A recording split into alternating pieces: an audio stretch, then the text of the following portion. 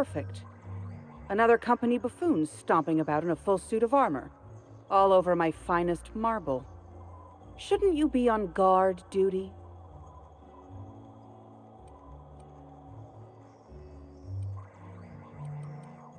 I don't recall putting in a request for a personal honor guard. I imagine Musgrave put you up to this as a way of showing deference to me. Whatever happened to that fellow? In any case, I can't hire you. I have a moral and ethical objection to charity. Why, thank you. It's custom made for our Canid Revue, which ended a few days ago. The Judiciary Committee is still deliberating over the winner. In 8 to 10 short weeks, we'll have the name of a winner. Probably. That gives us 8 to 10 weeks to file a maintenance request. Our technician barred the vault door and then disappeared without a trace. Can you believe that? Now you're speaking my language. The Musgrave Vault contracted a security consultant from UDL. They sent a technician to install a few security upgrades, anti-dissident automechanicals and the like. That technician barred the vault, but neglected to leave us with a way in from here. He wasn't seen leaving the security room, so I can't imagine where he's gone off to. UDL personnel are so irresponsible. No offense. The tunnels are guarded by automechanical security. I don't look nearly boorish enough to resemble a UDL guard, so they'd probably shoot me on sight. Again, no offense. In any case, I'd rather not step foot in the tunnels. The tunnels are for disposing of unwanted refuse, and no place for a respectable Byzantine. Your eagerness to serve your betters is commendable. Here's a keycard. It should help you get around inside the tunnels. Now, was there anything else? I'd like to get back to mastering over the ceremonies, or people might question why I have this role at all. You'd only be letting them into Byzantium temporarily. Long enough for you.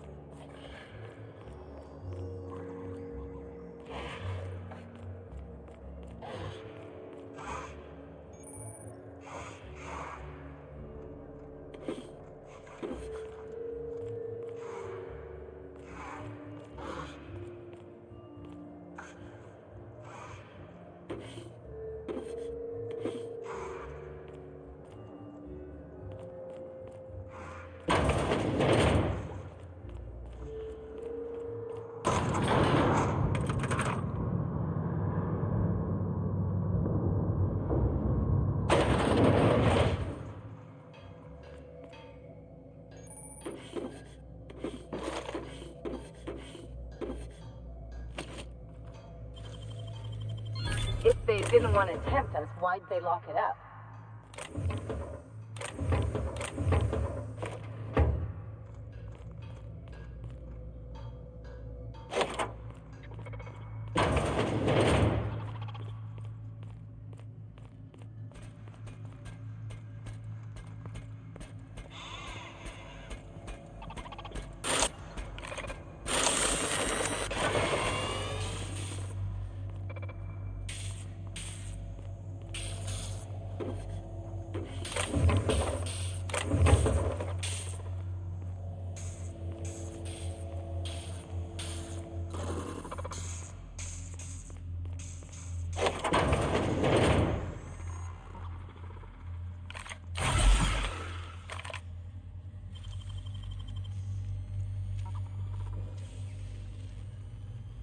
You got nimble fingers, Captain.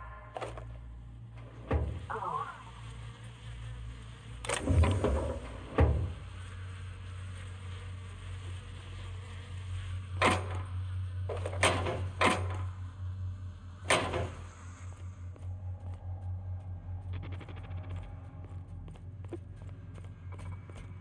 I think we're Watch floating. out! Captain!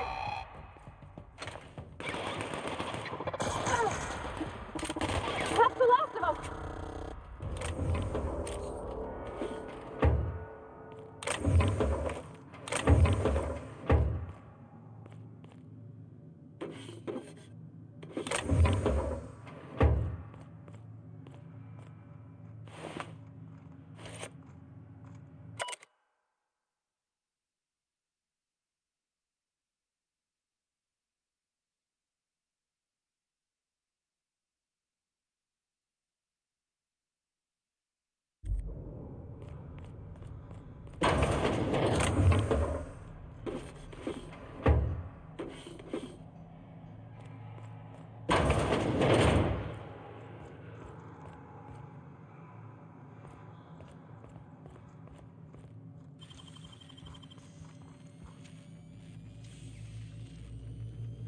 Wish I could do that.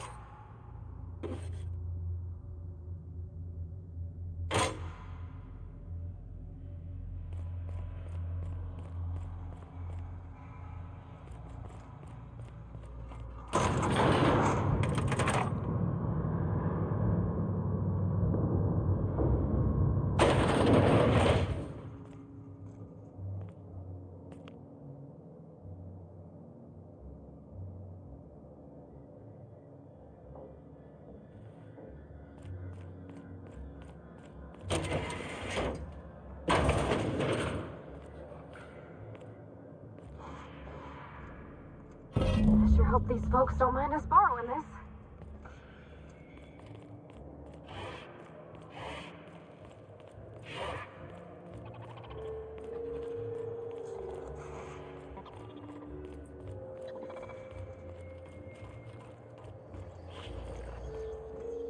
I've got a lot on my mind right now. Our trophy's gone missing, but I can't file an investigation because what we're doing here is technically illegal. Oh, don't look so cross. Those Canids were put down mercifully. Not every Canid is suited to the intense competition of our Revue. Some few Canids display flaws that cannot be redeemed. A limp, wall eye, poor coloration.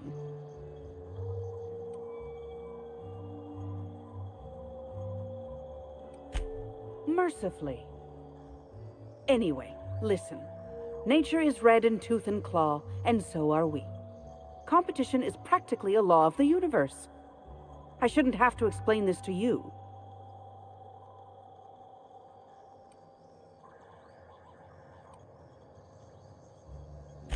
Go and attend to your business then. Arguing with you is a waste of time.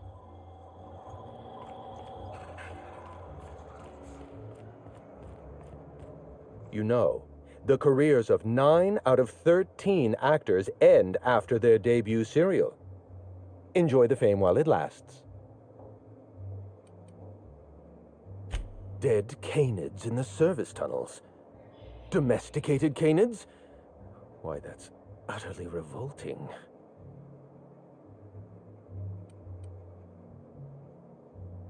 Frankly, it doesn't matter to me if they were domesticated or feral.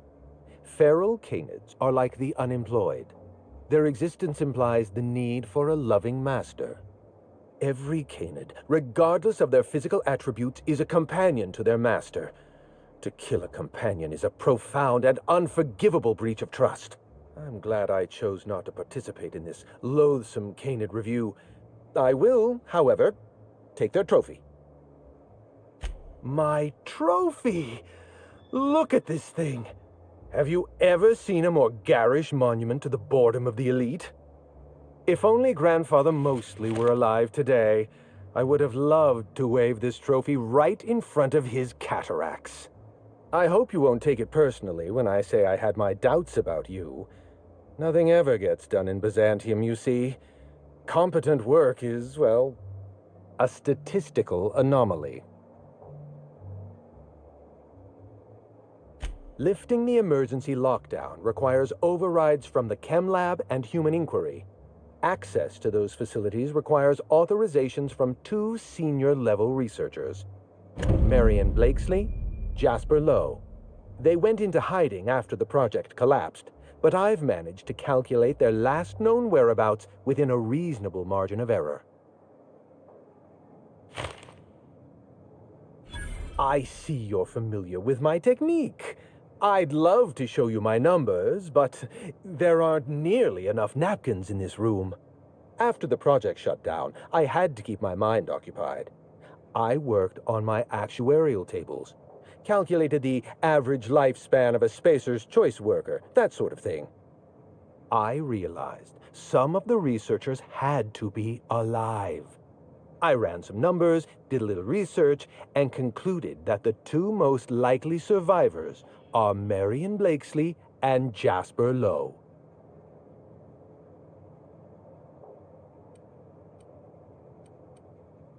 Nonsense. I just needed a good old-fashioned statistical problem to busy my mind. Keeps the faculties lubricated. Let me stop you there. I don't accept anything for free, and if you're going to analyze me, I'd have to go through the trouble of hiring you on contract. Think what you will of my intentions, my calculations are sound. You'll find Marion Blakesley and Jasper Lowe at the enclosed locations. As far as I know, Jasper Lowe and Marion Blakesley are the only two surviving researchers with high-level clearance. If you want to lift the lockdown on the manufactory, you'll need to send an override from the Chem Lab and Human Inquiry. I'm afraid it's the only way. I know it feels like you're being led on. What is that colorful metaphor commoners use? A wild sprat chase? Remember, this is Spacer's Choice we're talking about. Their security protocols are just as inefficient and frustrating as their manufacturing. I'll tell you what I can. Dr. Marion Blakesley supervised the Human Inquiry and Auditing Facility. Live subjects, measuring tape and syringes, that sort of thing. Someone sabotaged the facility. Blakesley tendered her resignation and vanished. I'm reasonably certain she's hiding in a maintenance bay on Groundbreaker. Well, with Spacer's Choice equipment, who even knows? Dr. Blakesley tendered her resignation lawfully, but under suspicious circumstances. If you want to know more, you'd best ask her yourself. I'm asking you to trust in the predictive power of data. Dr. Blakesley may have disappeared after that sabotage incident, but the trajectory of her life was implied in her permanent record. Dr. Lowe described himself as a dazzling genius in his review. I disagreed. Of the 19 criteria that constitute the rubric of genius, Dr. Lowe only met 15. After the project shut down, corporate traded him off to Auntie Cleo in exchange for 5 lab coats. He's been transferred to an orbital lab around Olympus. No, Captain. Lab coats, as in scientists. Is your captain always this dense? How are you all still alive? I live for risk. Let's get back on topic. You'll find Dr. Lowe in an orbital lab around Olympus. Certainly. What's on your mind? Let's try to keep it down, shall we? At least pretend we're being discreet. There's not a lot about Project Gorgon I can tell you. I know that's not what you wanted to hear, but I closed that chapter in my life. I've moved on. Look, don't tell anyone I said this. But if there's anything I've learned by living in Byzantium, it's this. If you go looking for the truth, you are looking for trouble. All right. Ask your questions. And then if you don't mind, don't mention Project Gorgon anywhere near me again. Minnie Ambrose. Oh, Olivia's brat. Ambitious, but like the rest of her family, irrelevant. She tried following her mother's example, failed, and if she ever tried again, I couldn't tell you.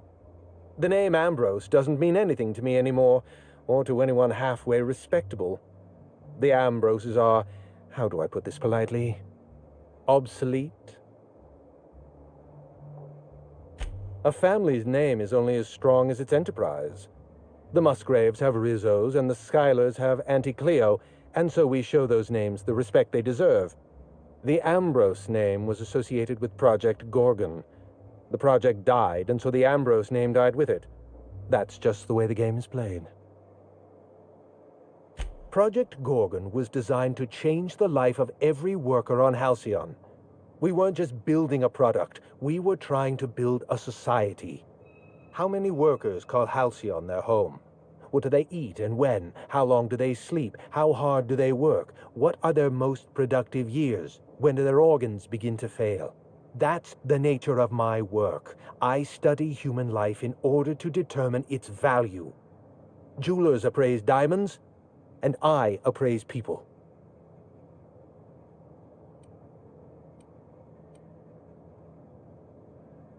It's complicated. I'll be honest, I didn't join Project Gorgon because I wanted to satisfy my intellectual curiosity.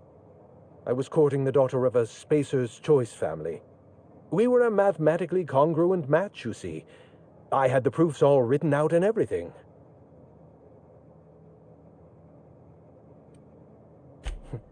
Everything. Every project has a margin of failure.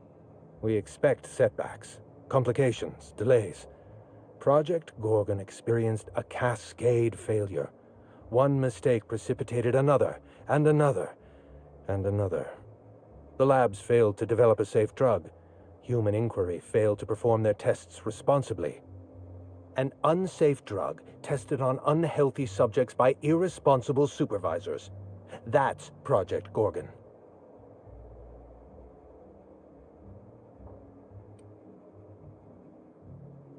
Anarchy is not a crime. It is a symptom. The undisciplined workplace secretes anarchy the way our glands secrete enzymes. It's a principle of science. Sabotage came first. The chem lab, Human Inquiry, even my own office. Sabotage broke the discipline of our workplace, leading to confusion, leading to escaped subjects, leading to anarchy. No one appreciates the value of good data. The holistic surveillance device I wear is an invaluable tool, gathering data on all my day-to-day activities. My former colleagues can go into hiding and live in ignorance for all I care. I prefer the self-examined life. I know. Project Gorgon was a failure of leadership. Leadership to which I belonged. I should have pushed for stricter supervision. We gave the other departments too much freedom and not enough oversight. Spare the rod, spoil the servant.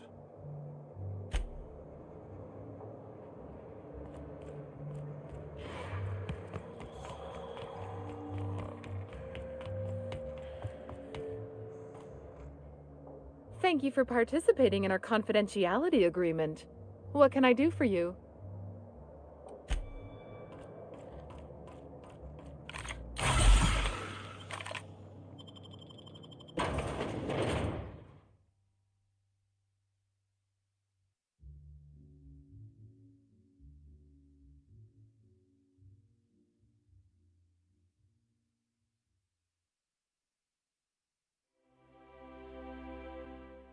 What?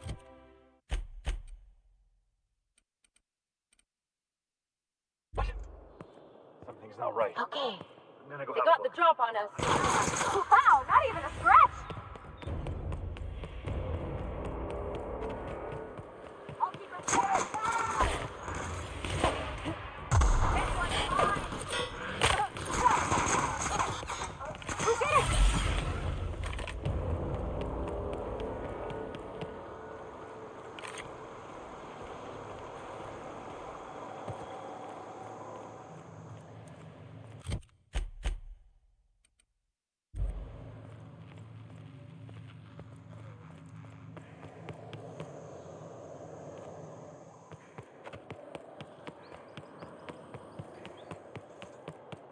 Who did it?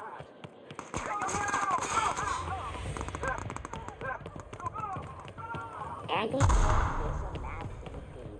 Leaves you feeling fresh and tingling. Do not operate heavy machinery for 2 hours after application.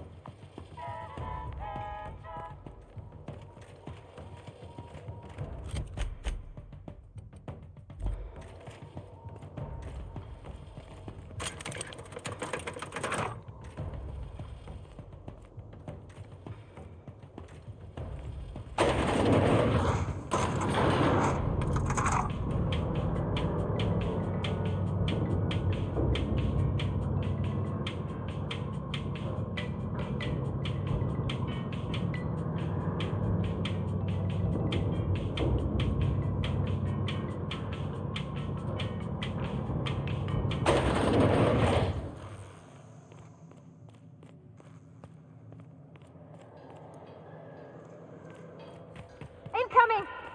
Don't mess with us.